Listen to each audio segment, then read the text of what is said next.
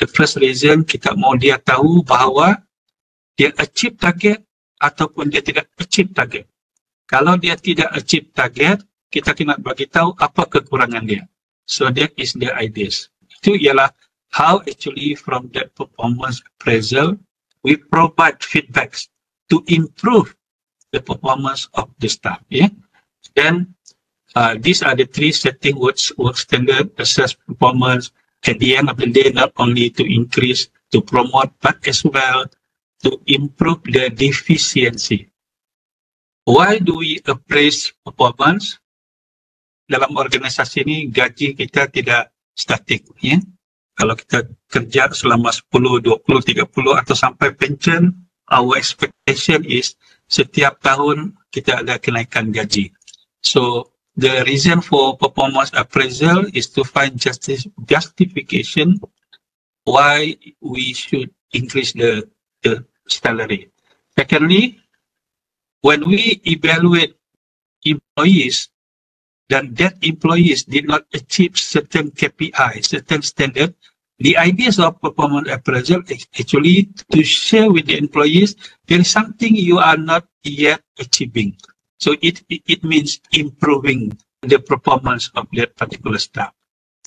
Number 3, sharing corrective action, improvements necessary to be put up, and so on.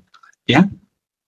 Number 4, with appraisal, employees can review career plan. Sometimes, bila kita do appraisal ni, and certain employees, dia di certain particular department, actually bila kita buat assessment kan, dia ni ada bakat untuk dipindahkan ke department yang lain. Itu maksud dia review career plans. Yeah? And then training needs are identified.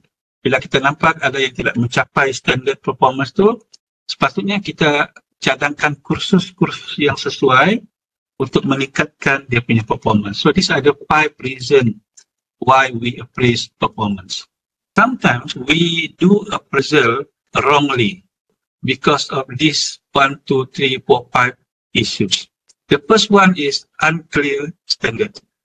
Because we don't have predetermined answers for the evaluation of the performance appraisal, we normally want to fit what we want to employees to achieve actually, because we don't have a target. Secondly, halo effect. Halo effect here means that because we don't like the way he dress, because we don't like the way he communicate with us, then we generalize him or her. Okay, this is halo effect. Because of particular character, we think that he is not suiting the rest of the criteria. Central tendency more or less similar with halo effect lah. Tapi central tendency ni lebih kepada positive perspektif. Hanya kerana dia ni ada leadership, dia bagus semua. Itu central tendency. Leniency or strictness, macam in my case just now ya, saya bukan lenient ya, don't get me wrong. My case tadi tu saya melihat contextual factors, not individual factors. So itu bukan lenient, itu lebih kepada realities. But sometimes if you are too lenient, it might end up with wrong evaluation, similar with strictness.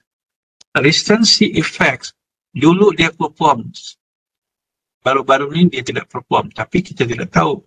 Baru-baru ni dia ada isu keluarga, for example. So at the end of the day, we emphasize on his achievement on the latest one, forgetting what he or she did best in the past. Itu recency effect. Ya, ini kadang-kadang sudah tentu ini normal juga. Ada staff bila kita evaluate dia tidak setuju. Tapi you have the power. You are the evaluator. As long as you are doing it sincerely, trustfully, be firm with your decision. But in order for you to counter-argue this kind of resistance from those employees not agree with what you evaluating, these are some of the action to be taken. Yeah? You just recognize behavior, kadang-kadang dia akan menunjukkan reaksi bila terserempak dan sebagainya. Berhati-hati. When they trying to spread the rumors about the way you handle the evaluation. You as the officer in charge need to be cooled down, because this is normal for people expressing disappointment by spreading rumors and so on. And don't immediately take action. Discuss with the upper management what is the best solution.